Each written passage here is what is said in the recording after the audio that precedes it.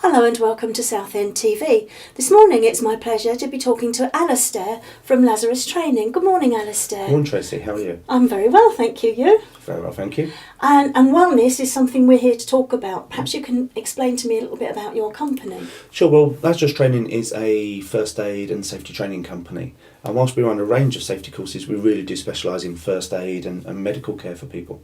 And you've got a really important day coming up next week. Perhaps we could tell the viewers about that. So, it's a really interesting day. On the 16th of October, we are taking part in Restart Heart Day. Now, this is something we've done for a few years, but the interesting part about this year, 2018, is it's the first World Restart Heart Day.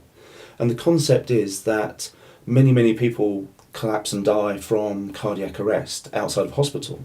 And many of them could be saved if more people knew some basic life-saving techniques, a thing we call CPR, cardiopulmonary resuscitation.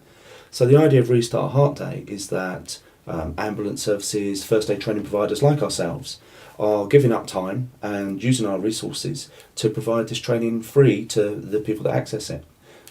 And I understand that you're going to be offering your services to schools as part of this special week. Yeah, absolutely. We're a commercial training company, so we go out and we deal with businesses all the time. But an area of our business is dealing with schools, where we train the staff in how to look after the kids. You'd expect staff to have first aid training. But children are just so adept at learning that we want to get in there and give them the basic skills. Now, here in the UK, we've got some horrible figures that we could use, as normally about 30,000 people a year die from cardiac arrest outside of hospital. And in the UK, the survival rate is only about 1 in 10. Whereas in other countries, such as Norway and some parts of America, where they train it as part of the school curriculum, that figure is much higher. And so that's the idea of Restart Heart Day, is to get hold of the kids, give them some basic instruction on what to do, and hopefully, ultimately, in time, save more lives. Now, you've brought in a couple of mannequins Yes. to show us, and these are the kinds of mannequins that you use with the children. Yeah, absolutely. The idea is that first aid is a very practical skill. We have an ethos that we say first aid trains a contact sport. You can't just sit there still and learn it. So the idea is that we have these mannequins, we have loads of them there, and everyone ends up down on the floor practicing the absolute basics of how to save So someone's every life. child in a class will have a mannequin? Not necessarily every child will have them. We normally work about 2 to 3 people to a mannequin. Okay. Depends how many people are there. So some schools have booked sessions where they've got 10 or 15 people. We've got some groups that are about 30, 35. So sometimes they have to share between them. But the idea is there's definitely something there right by them that they can practice on. And how long does it take to train a child to use one of these? The sessions run, depending on questions, depending on exact numbers, about 1 hour, about 60 minutes. And what do you expect the children to have learnt by the end of that? We want to be able to recognise that something's gone horribly wrong, that there's a major problem. We want them to be able to call for help, because we've got a really professional ambulance service in the UK, which we're blessed to have access to. We then want them to be able to provide some basic first aid, and we're talking about compression-only CPR for people that know first aid, to keep the casualty going until that professional help arrives. Now, I know this is a special offer for schools, but I presume you go out and you do this for other people as well, youth groups, companies. Yeah, absolutely. So as a commercial training company, we have clients ranging from childminders and nursery nurses that do basic first aid, all the way through to international organisations that take us further afield. So yeah, there's courses for everyone. Alistair, you offer other kinds of first aid training as well, I understand. Yeah, we do. We have a wide range of training courses that we use. These mannequins, bless them, they kind of get involved in many of the training courses that we run. But we also run stuff that gets people outside, so people work in remote areas, hostile environments and so on.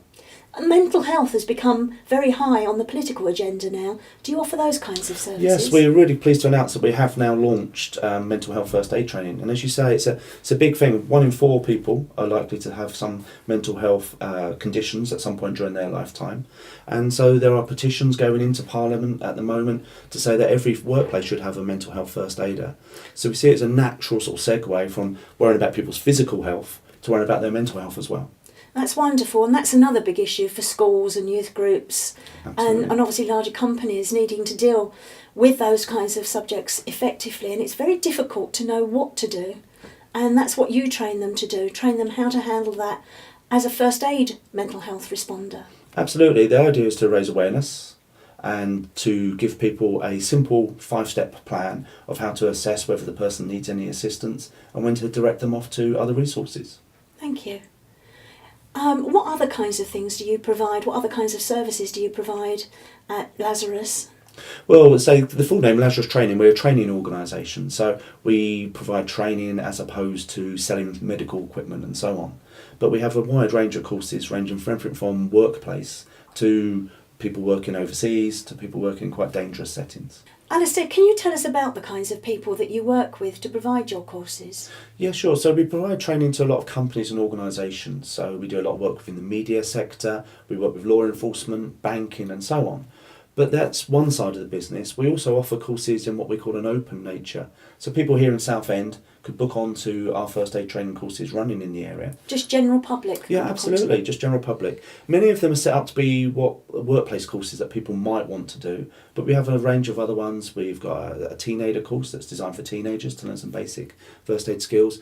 But we've had a lot of interest recently with our session called Stop the Bleed. Oh. Now, you'll probably guess the clues in the title. It's designed for somebody who's perhaps confronted with a violent incident, a car accident, something like that. And we give them some very basic skills of how to stop someone bleeding to death, which is unfortunately one of the main preventable causes of death. And that goes across the age ranges. You teach from youngsters yeah, up we to do, yeah. my generation. Well, I won't put you on the spot about that one, but we teach people of all ages these skills. And I was quite interested to find out that children actually quite like it being gory. It engages them and shows their interest. So I'm not saying we go hammer house of horror, but they still have scenarios in there, they still have real life incidents to base the training off. And you have the equipment to bring to the public that they can see what they'll be dealing with if there is an incident. Absolutely. We're very much that first aid training is something that we should train for real, that we do it as close to the real life as possible. And so we use real life equipment, we use real life situations, and I mentioned we work with the media earlier, so we've gone off and we've got like media type props, prosthetics that we can use on the training courses to make it look as realistic as possible. The better you train, the better you'll react in real life. Thank you for coming in and talking to us today, Alistair. It's a fascinating subject.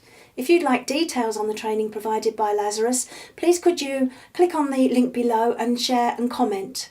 You've been watching Southend TV.